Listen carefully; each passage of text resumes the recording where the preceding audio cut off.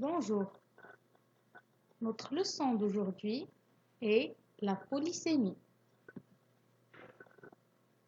On commence par donner une définition de la polysémie. Généralement, un mot peut avoir plusieurs sens différents les uns des autres. On dit alors que ce mot est polysémique. En grec, poly signifie plusieurs et sème signifie sens. Par exemple, le mot côte peut désigner un os, comme il peut désigner une pente ou un rivage maritime, et il peut avoir aussi d'autres sens différents. Donc, pour résumer, la polysémie est un mot à différents sens. Le sens des mots. Souvent, les différents sens d'un mot sont des associations d'idées. Parfois, les associations d'idées sont imagées et s'éloignent de la réalité. Il faut alors distinguer le sens propre et le sens figuré d'un même mot. On commence par le sens propre. Le sens propre est le sens premier du mot.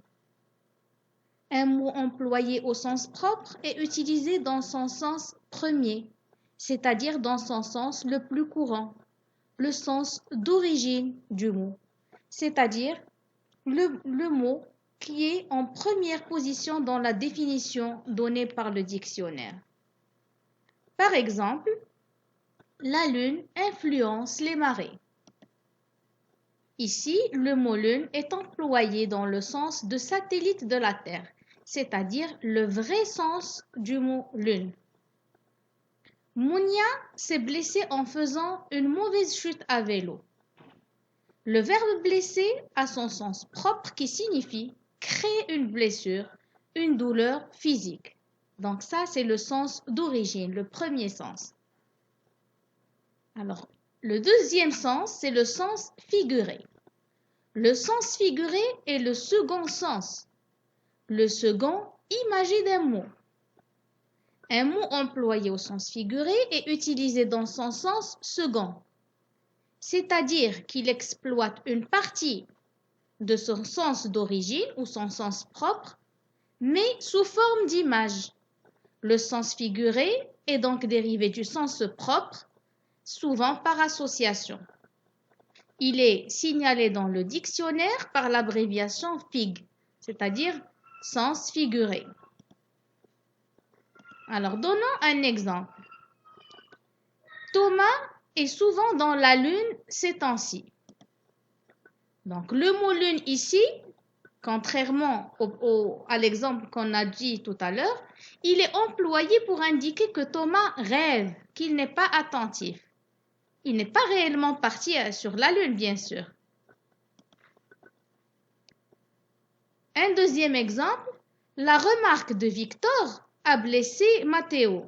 Est-ce qu'elle l'a blessé réellement, d'après ce qu'on comprend?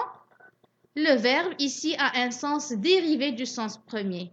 Il signifie une blessure non pas physique, mais plutôt une blessure morale, dans le sens de la peine, qu'il a été offensé, chagriné, attristé. Alors le contexte.